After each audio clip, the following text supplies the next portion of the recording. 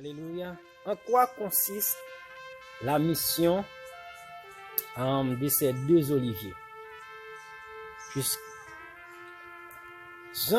Jésus était venu apporter une bonne nouvelle à toute l'humanité. Cette bonne nouvelle, pour plus d'un, était considérée comme l'évangile de grâce. Marc chapitre 16, le verset 15. Dans le contenu de ce message, c'est de répandre l'amour de Dieu à toute la création pour sauver les âmes perdues au travers le sang de Jésus, par le don de sa grâce. Et aussitôt l'Église est enlevée avec le Saint-Esprit, on ne parlera plus de l'évangile de grâce. Alléluia.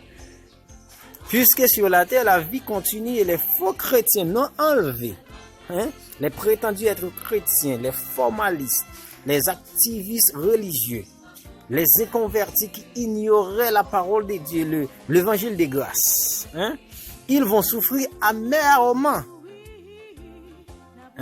S'ils ne veulent pas avoir la marque de la bête, le 666.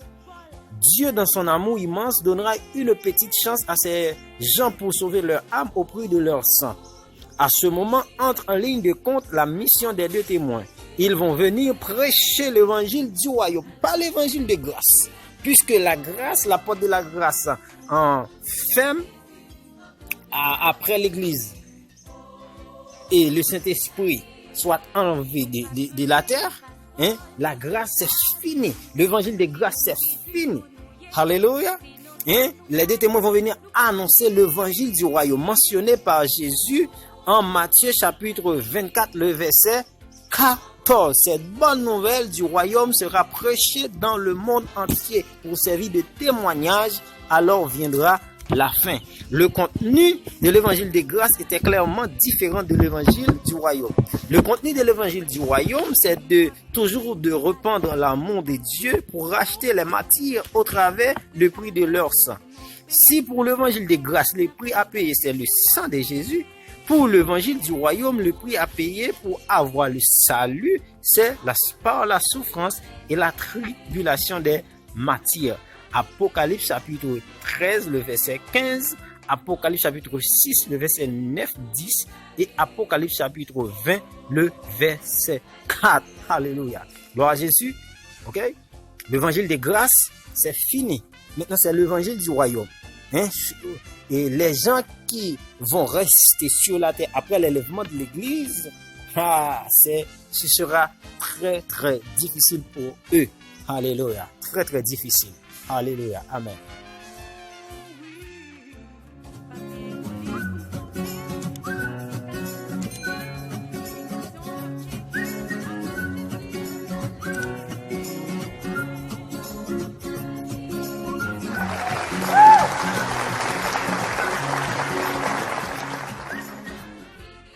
Alléluia. Une dernière chance après l'enlèvement de l'Église pour votre salut. Si vous êtes sur terre après l'enlèvement de l'Église, n'oubliez jamais qu'il y aura toujours une dernière chance pour votre salut.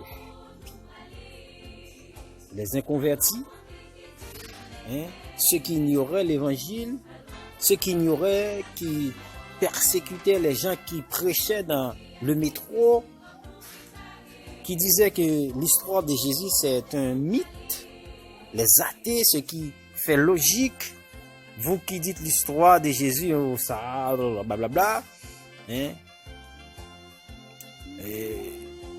ceux qui pensent que, on fait la question de Jésus, ok, il y a encore temps.